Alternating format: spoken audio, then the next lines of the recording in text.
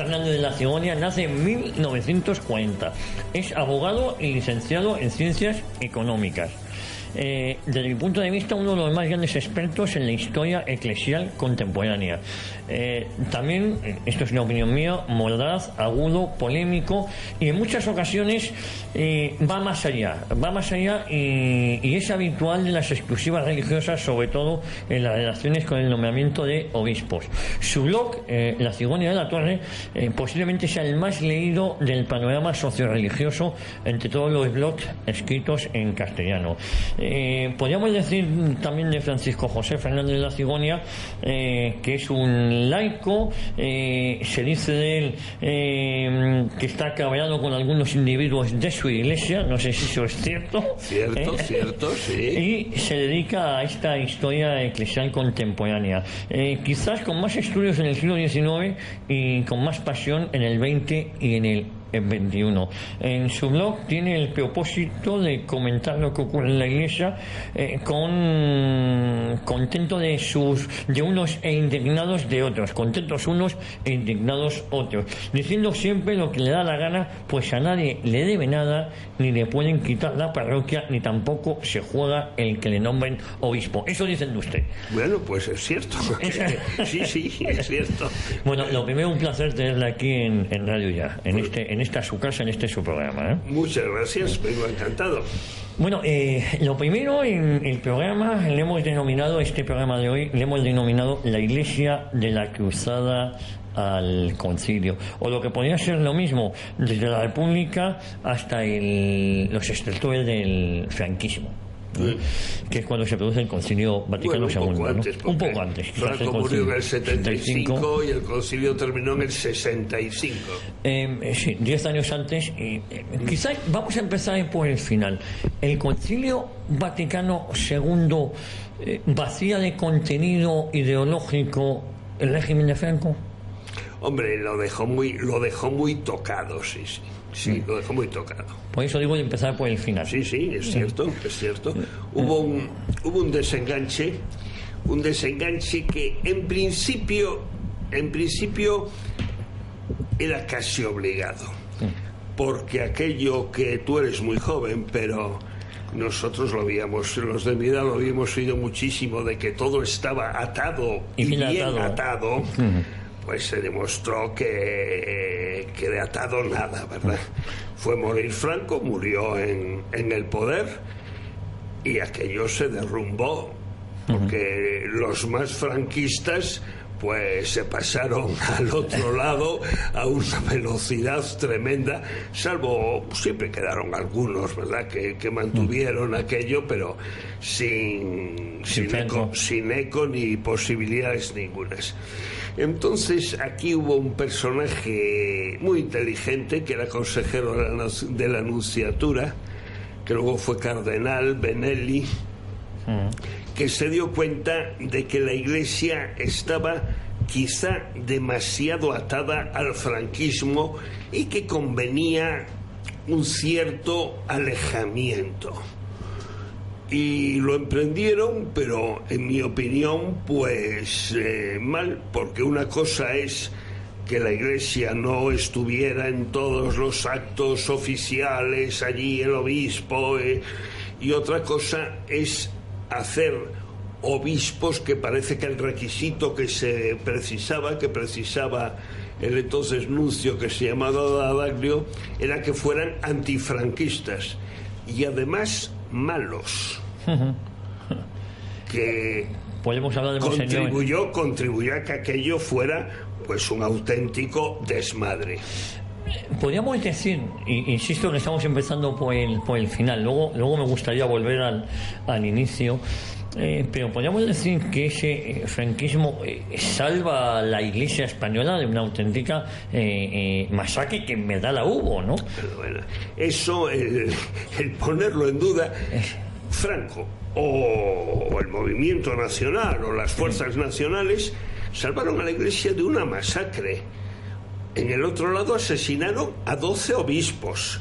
Ya es matar a 12 obispos, a 7.000 sacerdotes y religiosos y hasta casi 300 monjas que mataran a unas pobres mujeres que no hacían daño a nadie, que se dedicaban o a enseñar o a atender a pobres o a acoger huérfanos. El culto en la España republicana desapareció. Desapareció, no había una misa, no había cura que pillaban, cura que lo más probable es que lo apiolaran, ¿eh? Entonces, el movimiento nacional salvó a la Iglesia de eso. Y no solo la salvó, sino que además la protegió. Todas las iglesias que habían sido incendiadas, las levantó, las pagó. Pues, hombre, eso es indudable. Eso es indudable. Visto lo visto, no se entiende, ¿no? La gente de mi generación no entendemos cómo la izquierda exige a la Iglesia, en concreto la Conferencia Episcopal, que pida perdón. ¿Por qué? Por no haber sido masacrada. Pues sí, porque no. Por no haber sido ejecutada, no dejarse matar. Porque se hayan salvado algunos. Sí, eso es incomprensible. La petición de pedir perdón, cuando los que tenían que pedir perdón eran los que hicieron los crímenes. Porque la Iglesia no estaba implicada en el movimiento nacional. El movimiento nacional lo hizo el ejército. Y se sumaron enseguida, pues laicos. Ahora, los curas y las monjas y los católicos encantados. Encantados, pues bueno, esto hemos pasado la persecución a poder vivir. No. Pero no había ningún cura entre la conspiración para el golpe, que estaba bastante mal organizado por otra parte. ¿Y aceptó la Iglesia la República? Sí, la Iglesia aceptó la República y así lo dijo desde el primer momento. Hombre, encantada. Pues encantada más bien no. No estaba. No, pero lo aceptó. Le reprochan al cardenal Segura como cosa gravísima que en la pastoral, aceptando la República, dijo algo así como: pero tampoco podemos olvidar que la monarquía sirvió a la Iglesia. Y en base a eso lo echaron de España, vamos, ¿no? Echaron a Segura, al cardenal primado, y echaron al obispo de Vitoria, que luego lo volvió a echar Franco, que es un caso desgraciado de obispo, que además era monárquico y de derechas, o sea que no. ¿Cuál fue el motivo que se alegó para echarle? Pues los republicanos, pues que no colaboraba con la República, y los nacionales porque protestaba de que le fusilaran a curas suyos. Fusilaron frente a los 7.000 de un lado, del otro fusilaron a 12, me parece que fueron, 14 o 16. Y en los primeros momentos que cuando el cardenal Gómez fue a ver a Franco diciendo: hombre, no se puede matar a curas, Franco dijo: eso se ha terminado, y no se fusiló a ninguno más. Creo que a uno por espía luego lo mataron en Mallorca. Lo que pasa es que yo creo que hay una diferencia muy importante desde mi punto de vista, que estos sacerdotes fusilados, estos 12 o 14 fusilados, en ningún caso fueron por ser sacerdotes, fueron por pertenecer al PNV, por separatistas, sí. No por su fe religiosa. No los mataron por odio a la religión. A la religión, que yo creo que eso es un matiz. Que fue lo que los mataron en el otro lado. Claro. Ahora, a mí me parece una exageración que a uno, porque sea capellán de Gudaris, lo fusilen. Sí. A mí eso me parece un error, como otras muertes que hubo en la España nacional. Pues mira, qué sé yo, matar a Lorca, siendo Lorca lo que era, que eso no estaba bien visto entonces, ¿verdad? Pero bueno, Lorca, si se llega a quedar en Madrid, igual hubiese sido asesinado por los republicanos, ¿no? Ahí hay una duda: ¿por qué se fue de Madrid? Tampoco, bueno, se fue a Granada, que era su tierra, pensando no tiene justificación, que estaba más seguro, pero la muerte de Lorca, por ejemplo, y de algunos otros, en mi pueblo natal, que es Vigo, no tiene justificación. Mataron al alcalde pues porque era socialista, Pues hombre, tampoco hay que matar a un alcalde porque se sea socialista. Yo comprendo que en esos primeros momentos lo tengan en prisión 3 meses o 4, vale, pero matarle por eso me parece que fue un exceso. Usted me ha contestado ya que no participaron los obispos y sacerdotes en las conspiraciones contra la República, ¿no? No, nada en absoluto. Nada. Ni a la de general... Bueno, solo hubo la del general Sanjurjo y la del 18 de julio luego, en la que no había ningún... El cardenal Gomá, el primado de Toledo, salvó la vida porque había ido a Tarazona a ordenar un obispo. Que si le pillan en Toledo lo hubieran apiolado. Sí, eso. Seguro. Pero, fíjese, hemos hecho las 2 semanas pasadas programas sobre la represión en un bando y en otro, ¿no?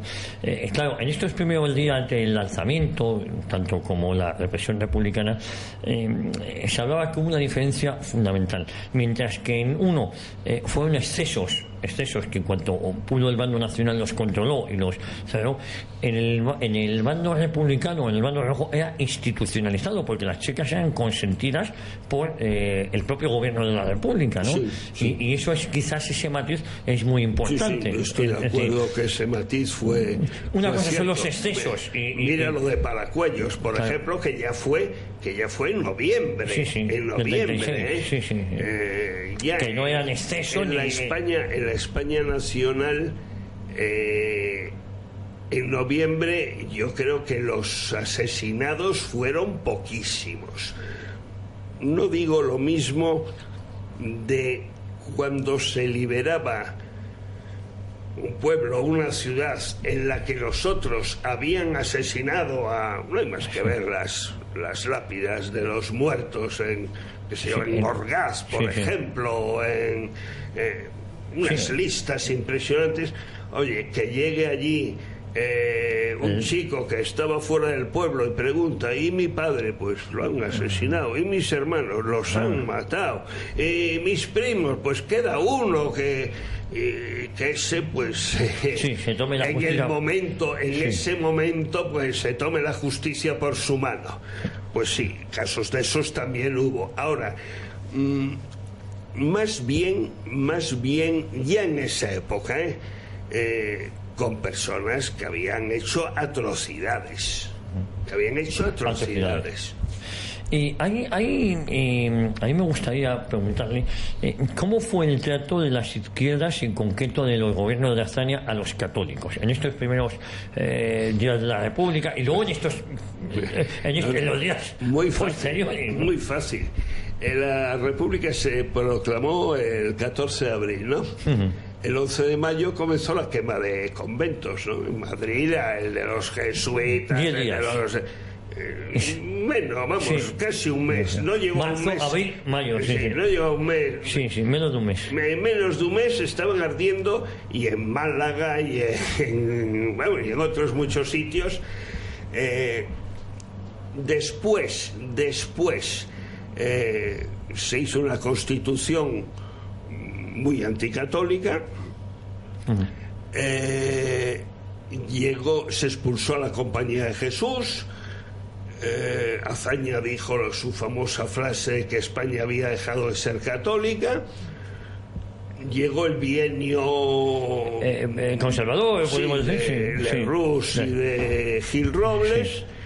Y después llegó ya el Frente Popular, con la que se mataba, pues qué sé yo, al jefe de la oposición monárquica, Calvo Sotelo. La situación era tremenda. Es comprensible que en un país como España,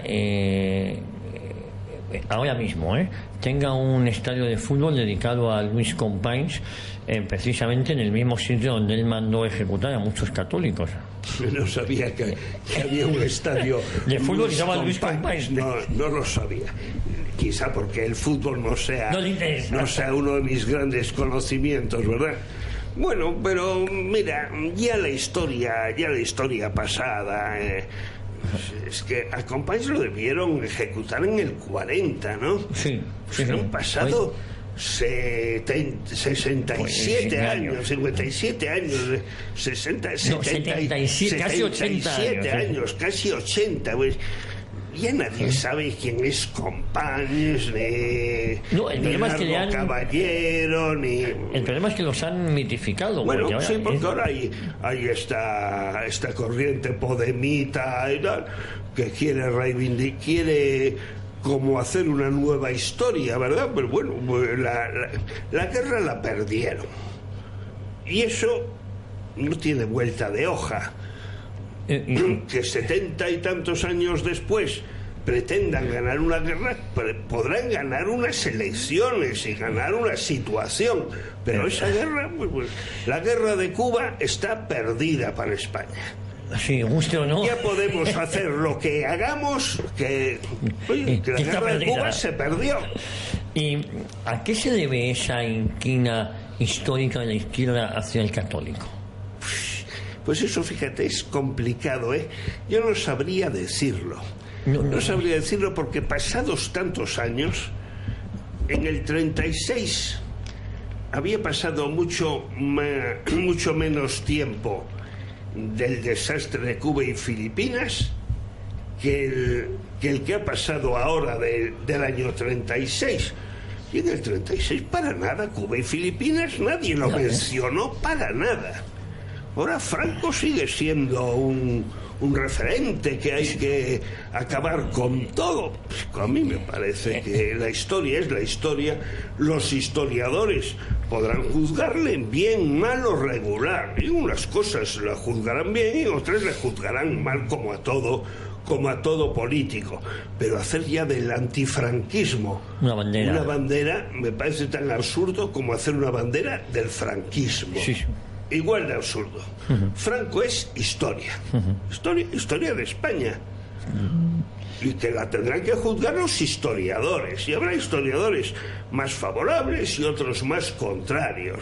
Pero bueno, el que ahora nos peleemos por Franco... Sí, después de más de 40 años. Cuando la hija de Franco debe tener ya casi 90 años. Sí. La hija. Fíjate tú, desenterrar a los muertos para llevarlos a otro sitio. A mí me parece una demencia. ¿Y usted qué siente o qué le parece cuando la ley de la memoria histórica pretende quitar placas en recuerdo de carmelitas o de curas asesinados? A mí me parece otro absurdo por todo lo que vengo diciendo, ¿verdad? Ahora, pues qué sé yo, vamos a quitar la plaza de, no sé si la tiene, la estatua del general Espartero, pues oye, que es muy bonita y con ese caballo, con sus atributos y tal, ¿verdad? Sí, pero es que hacer de Espartero un banderín me parece absurdo. Mire, en el lanzamiento no hay invocaciones a la religión. La pregunta sería, ¿por qué luego en los meses siguientes todo deriva en una exacerbación católica en el bando nacional? Bueno, sí, primero porque los militares, que muchos eran católicos, otros y algunos entre los que se sublevaron serían hasta masones. Ellos buscaban pues la unidad de España, el orden, y la religión no estaba entre sus preocupaciones. Pero vieron que inmediatamente todo lo que se le ponía a su lado era lo católico. Y entonces dijeron, menudo chollo tenemos aquí. Digamos, lo que más hizo internacionalmente para el reconocimiento de los nacionales fue la pastoral colectiva que los obispos firmaron el 1 de julio del 37. Carta pastoral colectiva que hizo que todo el episcopado mundial pasara a simpatizar con España. Todo. Quedaron algunos intelectuales, sobre todo franceses, Maritain, Bernanos, que tuvo una experiencia mala en Mallorca, donde vio asesinatos y eso le dejaron conmovido, ¿verdad? Moría también algo. Pero la Iglesia Mundial, después de la carta colectiva del episcopado español, que firmaron todos los obispos, menos los que habían asesinado, menos que estaban muertos, claro. firmó uno que lo asesinaron después, porque era el obispo de Teruel, que cuando cayó Teruel lo cogieron prisionero y ya en la retirada a Francia es asesinado ya llegando a la frontera francesa. No firmó el obispo creo que el de Menorca o el de Ibiza en estos momentos, que era un anciano de 90 años que estaba en poder de los republicanos y que a ese no le mataron, seguramente por la edad, y luego no lo firmaron pues los famosos Vidal y Barraquer, el cardenal, y Mújica, que había sido expulsado de nuevo por Franco y que eran tan contrarios al alzamiento que hay textos de Vidal y Barraquer diciéndole a Gomá que expresara a Franco toda su adhesión, y de Mújica que decía: yo, si estoy en mi diócesis, firmo encantado la pastoral colectiva. Ahora, que me restituyan a mi diócesis, de la que no sé bien porque me han echado. Y creo que había un obispo perdido que no se sabía bien por dónde estaba, que creo que era el de Orihuela, Alicante. Sí, creo que era el de Orihuela, Alicante, que apareció después de la guerra porque estaba en el extranjero y más bien callado, sin decir que yo estoy aquí. Pero lo que es innegable, Francisco José, es que una auténtica persecución religiosa, incluso el Vaticano nombró la Guerra Civil Española como una cruzada, ¿no? Si una no me masacre, equivoco. hubo una persecución que fue una masacre. Una masacre. La diócesis de Barbastro, hoy Barbastro-Monzón, mataron a más del 80% de sus curas. En Barbastro. A más del 80%. Luego en Lérida, pues algo menos, pero en 70 y tantos. Bueno, fue, vamos, una auténtica masacre. Una persecución religiosa, podemos hablar. Sí, sin duda, vamos. Y todas las iglesias vandalizadas, quemadas, las imágenes destruidas, Claro, y los que se salvaron ocultos y... Pero hay una cosa que llama mucho la atención, que no hubo apostasías o que se sepa que hayan trascendido, ¿no? No se sabe de ninguna. De ninguna, ¿no? No se sabe de ninguna. Y posiblemente España es el país de mayor número de mártires. Y algunos se lo propusieron, que apostataran y que salvaban la vida. Pues no se sabe de ninguna. El apoyo del franquismo a la Iglesia entrega a la enseñanza y a la censura, a la reconstrucción de templos, a las residencias. Bueno, la censura de la época, que yo creo que era una corriente que estaba en toda Europa, que no era en España, era quizás una... Hay dos apoyos. Uno, el económico, que fueron millones y millones en una situación muy mala. Que no era de riqueza, sino que era de salir de un país. Y hay millones para volver a reconstruir seminarios, iglesias, palacios episcopales. Eso por un lado. La censura. Hombre, la censura... a mí no me gusta la censura. Yo creo que hay que censurar los delitos en los tribunales, no que yo aquí no pueda decir lo que estoy diciendo, o que para que salgan las ondas tenga que oírlo un señor que no sabe generalmente nada aquí de nada, censura, para que dé el visto bueno, o para que tache, o para que si en una fotografía en un periódico salía una señora con un escote, que haya que ponerle con tinta, subirle el traje. A mí eso me parecía, eso es muy propio de los totalitarismos. Por cierto, los soviéticos, que allí había mucha censura, por ejemplo, ¿no? Totalitarismos. Sí. Y España pues tuvo una época bastante totalitaria. Bastante totalitaria, con gran preocupación del Vaticano, porque el Vaticano tardó en reconocer al régimen nacional por pánico de que aquí hubiera otra Alemania nazi, vamos. Que había apariencias, Yo creo que Franco nunca fue nazi, nunca fue nazi. Pero se dejaba querer o tal, y con unos y con otros, quizás. No, más bien con Hitler y con Mussolini. Y en todo caso con Oliveira Salazar. De todas formas, también es verdad que son los que mostraron cierto apoyo durante la guerra, ¿no? Cierto apoyo, no, un apoyo importante. Pero mira tú el apoyo ruso también, ¿eh? No es que... Claro. En los años 60 comienza el desenganche, por decirlo en términos coloquiales, de la Iglesia. Comentábamos al principio, ¿influye mucho el Concilio Vaticano II para este desenganche de la Iglesia? ¿Fue un error? ¿No? ¿Cómo lo ve usted?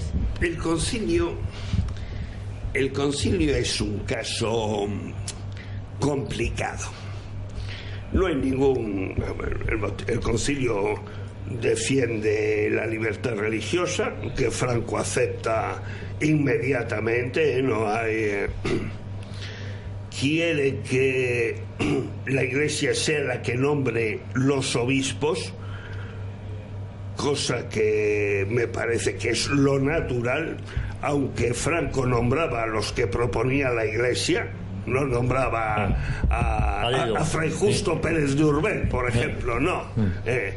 La Iglesia proponía tal y tal, o sea, que si no había inconvenientes muy graves, el gobierno daba el visto bueno y ese es el que se nombraba obispo. Entonces, el concilio, más que el concilio, que los documentos conciliares, el ambiente que se produjo después del concilio, que no sale de los documentos, sino de una idea del concilio, y muy influido también por mayo del 68. Eso no tiene nada que ver con la Iglesia, pero mayo del 68 pues abolió la verdad, el dogma, la moral, cada uno hace lo que le da la gana, es libre para todo eso, y entonces eso en la Iglesia, y con notables influencias marxistas que se dieron en muchísimos sacerdotes, curiosamente de dos tipos. Uno, los que se decía que eran los desertores del arado, los que eran de familias humildísimas, que los padres los mandaban al seminario para que pasaran a ser alguien importante y no unos muertos de hambre permanentemente como eran sus padres y los hermanos que se quedaban en el campo.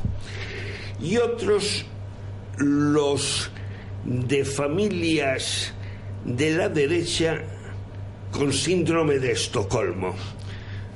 El padre Llanos, por ejemplo, con dos hermanos asesinados y tal, familia burguesa, los pobres, en el pozo del tío Raimundo, yo recuerdo. El pozo del tío Raimundo, que curiosamente en la crisis vocacional de los religiosos de España, los jesuitas han dejado el pozo del tío Raimundo. Serrano no. Serrano sigue. Por el pozo del tío Raimundo y se fueron. Vamos a irnos a publicidad, Francisco José. Volvemos de inmediato porque tengo preguntas que hacerle, sobre todo sobre el Concilio Vaticano II. Si en un momento dado la Iglesia pensó, había dos bloques, el capitalista y el comunista o el marxista. Si esas posturas del Concilio Vaticano II es porque consideraron en un momento dado la Iglesia que podía vencer ese bloque marxista. Sí. Vamos a publicidad y analizamos este tema. 40 años estoy en una época hablando con Francisco José Fernández de la Cigüeña. Muy importante recordar este blog, la Cigüeña de la Torre. Nos habíamos quedado, estábamos en el Concilio Vaticano II y en esa época, hablo del 65, si no me equivoco, hay dos bloques en el mundo, el capitalista o el imperialista, como lo llamaban, y el marxista o comunista. Y en un momento dado, la pregunta que nos ha quedado en el aire es si la Iglesia, el Concilio Vaticano II, esa actitud que tomó, es que en un momento dado pensó que el bloque marxista podía llegar a ser el que se impusiera. No, eso yo creo que no fue una postura del Vaticano, sino una postura de Pablo VI, aterrado de que el comunismo llegara a imperar en todo el mundo, salvo en los Estados Unidos de América y Canadá. Y entonces quiso pues congraciarse en una postura moderada que se llamó la Ostpolitik, y que en el concilio hubo una serie de obispos que pidieron una condena del comunismo del comunismo ateo y que los acallaron diciendo no conviene, eso no es hora prudente. Pues se equivocó Pablo VI, el que acertó fue Juan Pablo II, que vio cómo se caía el muro de Berlín pues muy pocos años después. Efectivamente, pero el Concilio Vaticano II, que estoy seguro que pretendía, no sé si es la palabra adecuada, modernizar o actualizar la Iglesia, quiero decir siempre no tengo ninguna duda de que con buena voluntad, ¿no? Pero no consiguió un efecto contrario, que fue el vaciar los seminarios, las vocaciones. Es decir, al final se hizo como el araquiri, perdóneme por la expresión. Pero eso no sale de los documentos conciliales, que a lo más en algunos temas son ambiguos. No alientan eso los documentos. Eso pasó, efectivamente, hubo una salida masiva de sacerdotes. Creo que fueron 80.000 los sacerdotes que dejaron el sacerdocio, ¿no? Una secularización galopante, pero eso vino de lo que se llamó el espíritu del concilio y de las consecuencias de la revolución del 68. Esas cosas mezcladas fueron nefastas para la Iglesia. Se llegó a una secularización tremenda.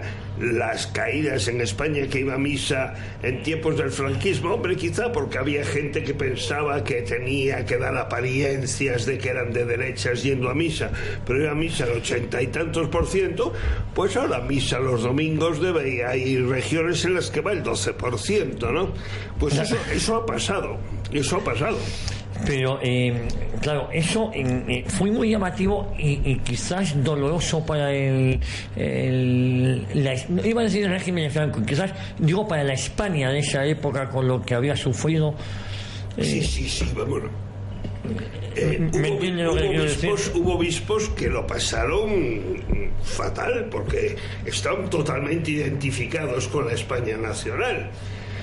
Hubo sacerdotes que llegaron a ser 5 o 6.000 en la Hermandad Sacerdotal Española, que fueron tratados a patadas por la cúpula de los obispos que había nombrado D'Aglio, que yo dije que en su mayoría eran pésimos como personas, como personas. Pues claro que lo pasaron muy mal. Vamos, yo he tenido amigos que casi les he visto llorar con lo que se estaban encontrando. Las monjas a las que las obligaban a dejar los hábitos, que muchas de ellas, algunas resistieron y se han muerto las pobres vestiditas con su hábito en el que habían profesado, pero en estos momentos están agonizando. En España llegó a haber en los últimos tiempos 3.000 jesuitas, 3.100. En estos momentos quedan 990 en España. De los cuales sobre unos 400 deben ser mayores de 80 años. Y otros 250 entre 60 y 70, más próximos a los 70 que a los 60. Pues tú me dirás cuál es el porvenir los jesuitas, que llegaron a ser 36.000 en el mundo, ahora son 16.000. Han perdido 20.000 jesuitas. Eso les debería hacer pensar que el camino que siguieron no era el conveniente. Es decir, que con perspectiva, el Concilio Vaticano II perjudicó a la propia Iglesia, por lo menos la vació Sí, pero digo con perspectiva, sí, pero yo sigo pensando que más que el Concilio Vaticano II fue el ambiente que se creó después del Concilio Vaticano II. Hay que recordar que luego vino mayo del 68, pero 3 años después del concilio. Sí, bueno, pero era el ambiente. En el 65 no había pasado nada, las cosas empezaron en el 67, 68, 70, 75. Esa fue la época de la gran desbandada. Hasta un jesuita de mi colegio, que dejó la Compañía de Jesús a los 72 o a los 73 años, ¿verdad? Uno dice, pues aguanta un poquito y te mueres tranquilo, siendo ¿verdad? jesuita. Sí. Saliendo un poco del tema de España, pero por ejemplo, una consecuencia de ese Concilio Vaticano II, y quizás sea exagerada esta afirmación, haya podido ser la teología de la liberación o un mal desarrollo de ese Concilio Vaticano II. Sí, vamos, claro que todo eso entra en la teología de la liberación. Es una teología marxista que el influjo marxista pues se introdujo en la teología y en vez de predicar a Dios, predicaban la revolución comunista. ¿Con qué resultado? Pues que en Guatemala en estos momentos hay más evangélicos. A mí yo prefiero llamarles protestantes, ¿verdad? Pero evangélicos o protestantes que católicos.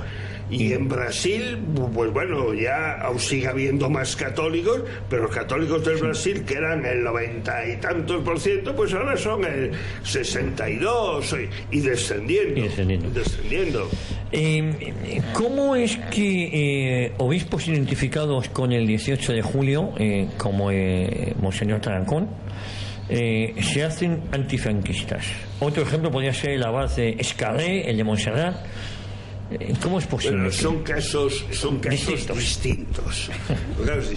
Tarancón era el obispo más falangista de la época. Y luego, pues... el abad de Montserrat. Le vinieron instrucciones de Roma y él las aceptó y se embarcó en eso y vio que esa era su carrera y dijo, pues yo por aquí. Llegó a cardenal y era una persona inteligente y eclesial. Yo creo que es carrera, un paranoico que, bueno, el loco pues hace locuras y recibió a Franco con grandes vítores y tal, y luego era antifranquista. Tarancón siempre respetó a Franco, Tarancón fue más por aquello del asesinato de Carrero Blanco. Yo estaba allí, lo oí, del Tarancón al Paredón. Tarancón al Paredón. Sí, pero Tarancón, ya quisiera yo que todos los obispos peores que Tarancón, mucho peores fueron Gabino Díaz Merchán, Setién, Uriarte, Echarren, el canario de Zaragoza, Llanes, mucho peores que Tarancón. ¿Conoció a Guerra Campos? Sí, conocí a Guerra Campos, sí, hablé con él. Sí. Yo tuve ocasión de conocerle también, ya muy mayor. Tengo gran admiración por Guerra Campos, me parecía una cabeza privilegiada, posiblemente fuera el obispo más preparado intelectualmente de España. Y bueno, pues se mantuvo fiel en momentos además complicados, cuando empezó a luchar contra el corriente, cuando la iglesia o quizá la conferencia episcopal se había dejado arrastrar. Se retiró en Cuenca. Había quien decía que no venía a Madrid a las reuniones de la conferencia por no pasar por Tarancón, porque el camino de Cuenca a Madrid pasa por Tarancón. Pero eso es una broma. Esa es la leyenda. Eso es una broma. Bueno, el progresismo, otros lo llaman modernismo, herejía condenada por San Pío X, y el antifranquismo hicieron estragos en las filas del clero y de las órdenes religiosas. ¿Podríamos hablar de qué cifras recuerda? Hemos comentado algunas. En estos momentos están agonizando. Ya te digo, los jesuitas de 36 han bajado a 16. La segunda, que eran los franciscanos, que creo que cuando los jesuitas eran 36, los franciscanos deberían ser 23 o 25.000, en estos momentos deben estar en 13.000. Los salesianos han pasado ya a los franciscanos. Eran la tercera congregación religiosa y ahora son la segunda. Y todas están en picado. Vamos, cada año que pasa son menos y más viejos. Pues ya me dirás. Fue buena idea, si se puede considerar idea, organizaciones como el Opus Dei con una fuerte influencia en formación. Yo creo que ha hecho una buenísima labor con colegios de fomento, con colegios pero también ha sido muy criticada, ¿no? Bueno, yo creo que el Opus Dei... O se ha separado del camino que siguió Monseñor Esquivel de Balaguer, ¿no? El Opus Dei chupó de los jesuitas. Se llevaban fatal porque los jesuitas veían que el Opus le chupaba las vocaciones y que los jesuitas pensaban, hombre, este ya entra en el noviciado dentro de 3 meses. De repente decían, no, donde me voy es al Opus Dei. El Opus Dei mantuvo en unas épocas de entrega, mantuvo la piedad, las misas bien dichas, la confesión, la dirección espiritual. Ese es un mérito que tuvo indiscutible. Ya en estos momentos, pues, yo creo que están ya bastante algo aguados. Murió el fundador, murió don Álvaro el Portillo, que me parecía que fue una figura extraordinaria, muy relevante, y a don Javier, bueno, pues una buena persona y tal, pero poquita cosa. Y Ocaris, pues, bueno, a Ocaris le ha tocado también el Papa Francisco, que es complicado, ¿verdad? Que es complicado. Pero ha perdido también, vamos, influencia política total. Y mira que tuvieron, aquí para conseguir ser catedrático, o eras presentado por el Opus Dei, y algunos mediocres, y con injusticia de otros mejor preparados, que como no fueras del Opus Dei no salían. Ahora, si vas como del Opus Dei, tienes casi seguridad de que no sales, ¿verdad? Eso ha cambiado mucho. Ministros, pues fíjate la cantidad de ministros que hubo del Opus Dei, ¿no? Unos cuantos. Pues ahora el último debió ser Jorge Fernández Díaz. Sí. Yo creo que sí. El último. Que se está recuperando. Ha estado muy enfermo, está recuperándose ahora. Alguien dice, por cierto, que le he oído unas entrevistas sobre Fátima. Muy buenas. Excelentes. Y además me hicieron cambiar, porque yo pensaba de él que era un hombre pues bien apagado. Tiene una cultura y una brillante disposición notable. Esas entrevistas son en esta emisora, ¿eh? Sí. Son en esta emisora. Pues esas entrevistas son en esta emisora. Pues mira, os felicito por ellas. Son o Cambiando el Norte o... Sí, Marcando el Norte, perdón. Magnífico. Son programas que ponemos aquí todos los domingos, ¿eh? Son programas de radio ya. Sí, son felicito por ellos. Una serie de entrevistas que le hacemos con el profesor Paredes, con Javier Paredes, el catedrático Paredes, que viene muy a menudo todos los lunes y viernes, está aquí en las tertulias de radio ya en La Boca del Lobo, y él presenta Cambio de Agujas y Marcando el Norte, todos los domingos. Seguimos avanzando. ¿Cómo se convierte el clero vasco, navarro y catalán en mayoritariamente separatista? Hemos hablado muy por encima de Setién, pero sí que me gustaría hablar sobre Setién y los demás obispos vascos y catalanes, ¿no? ¿Cómo se convierte? Incluso yo me atrevería a decir que ETA nace en algunas iglesias vascas, ¿no? Nació en conventos y en iglesias y el Grapo se hablaba de el obispo Pelleiro en el colegio. Bueno, el Grapo puede ser que en algún sitio sí. Pero el Grapo no tenía ninguna vinculación católica, ninguna. Muchos de los primeros etarras sí lo eran, vamos, y hasta hubo aquel cura condenado por albergar en su casa unos asesinos que venían de matar. Pero así como todas las preguntas que me has hecho, es que te las he contestado, esta, fíjate, no sé bien qué decirte. Que había un apego excesivo a su tierra, tanto en Cataluña como en las Vascongadas, y que puede provenir de algún modo por todas las raíces de ese clero que eran carlistas, tanto en Cataluña como en las Vascongadas, y por tanto opuestas al régimen liberal de Madrid y que en vez de seguir en el carlismo se pasaron al marxismo también contra Franco y contra Madrid, pues es posible que sí, pero siendo muy revisados, pero es posible. Es posible, posible que sí, pero yo eso no lo tengo yo muy claro, que el clero vasco hubo un momento en que un 80% era separatista y el catalán en un 60 o 70, pues es cierto que algunos obispos catalanes y vascos, sobre todo Setién y Uriarte y Cirarda también, potenciaran eso, sin duda ninguna, que consiguieron curiosamente hundir el catolicismo en esas regiones. Hoy las regiones menos católicas de España eran las que eran más católicas: Cataluña y Vascongadas y Navarra. Y hemos comentado antes cómo Franco nombraba obispos.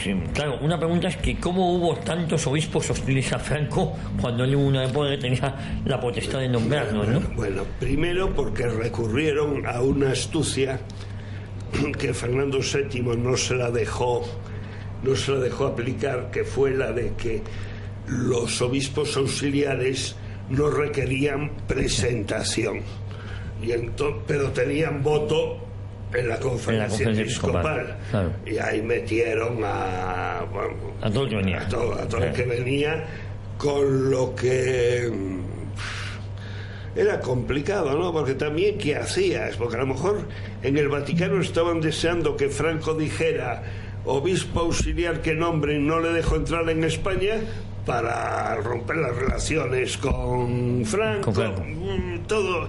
Fueron unos años complejos, que fueron muy duros, que debieron ser muy duros para el jefe del Estado, muy duros para el almirante Carrero, que era más católico que Franco, sin decir que Franco no fuera católico, y que lo debieron pasar muy mal, porque además decían que qué desagradecida es esta gente. ¿Hay recuperación de la Iglesia en los últimos años? ¿Cómo ve usted el papado de Francisco? ¿Y qué opina? Son muchas preguntas. De Blázquez y Osoro. La recuperación de la Iglesia, el papado de Francisco, Blázquez y Osoro. La Iglesia no se está recuperando. No se están recuperando vocaciones y las iglesias se están vaciando. La Iglesia tuvo algún momento de posible recuperación con Juan Pablo II, con Benedicto XVI, pero ahora en estos momentos la plaza de San Pedro cada vez se llena menos. Ahí hay unos huecos para el gran Papa, mucho más grandes los huecos que lo ocupado. Yo lo he visto. Eso en primer lugar. Eso va a más. Pues yo pienso que en cuanto a masas, sí. Y luego se está produciendo un fenómeno curioso también, porque los más practicantes son los más tradicionales. En Francia hay muchas más vocaciones de partidarios de la misa antigua que de la nueva.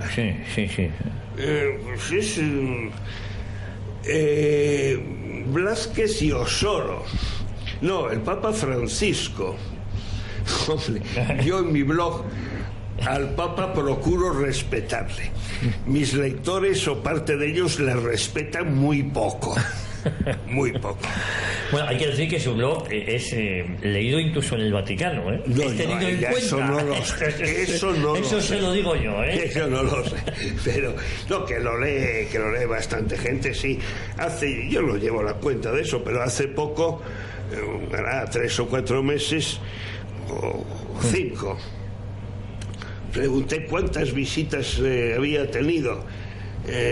No visitantes únicos, 52 millones de visitas, que no está mal. No está nada mal. Bueno, Papa Francisco. Pues es complicado. El Papa Francisco dice cosas rarísimas, permite que se hagan cosas raras, rarísimas. Y lo que dice, pues muchas veces también es rarísimo, con lo que pues creo que ya hizo bastante de... Yo tuve un inicio de pontificado muy malo, porque el mismo día que fue elegido Papa por la tarde, yo publiqué en mi blog un artículo en que decía: espero que no llegue a ser nombrado, y lo daba por descartado, a ese ser de mirada torva. ¿Qué era? 12 horas después, Papa. Hombre, también mucha gente me lo recriminó, ¿eh? Lo que pasa es que yo no tenía muy claro lo que era la mirada torva, pero fui al diccionario y no era tan grave lo de la mirada torva, porque tenía una mirada más bien torva, no era... Pero a la gente le sonaba muy mal lo de torva y me lo estuvieron echando en cara mucho tiempo. Pues complicado el Papa Francisco. 4 cardenales, de los cuales 2 ya han fallecido, le sometieron 5 preguntas muy importantes. El Papa mira para otro lado, ni sabe ni contesta. Ahora un grupo de 60 intelectuales han insistido en lo mismo. Yo creo que todo eso disminuye la credibilidad del Papa, ¿verdad? Pero eso es cosa suya y no mía. Blázquez. A mí Blázquez me parece un pobre hombre, bien intencionado, pero vamos, de muy poca entidad, con una voz de pito que no contribuye tampoco a... Y fíjate, tan tonto que yo estuve en una inauguración de una asamblea plenaria de la Conferencia Episcopal, en la que el presidente, que él entonces lo era en la etapa, había ocurrido no sé qué desgracia en España o en el mundo, y no se le ocurrió al presidente de la Conferencia Episcopal que a todos los obispos reunidos pedirles 1 minuto de silencio. Y hace falta, y hace falta ser corto. 1 minuto de silencio. No una oración, no un Padre Nuestro. Un minuto de silencio. Eso es torpeza. Bueno, Osoro. A Osoro le tiene manía mucha gente. Osoro era un obispo conservador. Fue un obispo conservador en Orense, lo fue como arzobispo de Oviedo y como arzobispo de Valencia. Aquí han cambiado los aires y quizás haya dejado, por eso que le dicen unos de el hombre del Papa en España, el hombre del Papa en España. Pero de momento cosas graves no ha hecho. Vamos a ver si nombra a Josito obispo auxiliar, que sentaría mal a mucha gente, porque Josito es de lo peor que tiene. Pero él ha visto, pues, primero, que buena parte del clero de Madrid no sintoniza con él. Y segundo, que los obispos le han dado un revolcón, porque de ser vicepresidente de la Conferencia Episcopal a salir su puesto a elección, como todos, y tener cuatro votos, pues no es para quedarse contento, ¿verdad? No es para quedarse contento. Luego este Papa está nombrando unos obispos mayorcísimos que tienen por delante 4 o 5 años de pontificado, y eso lo ha hecho pues en Zaragoza, en Valencia, en Madrid, en Barcelona, en Burgos, en Palencia.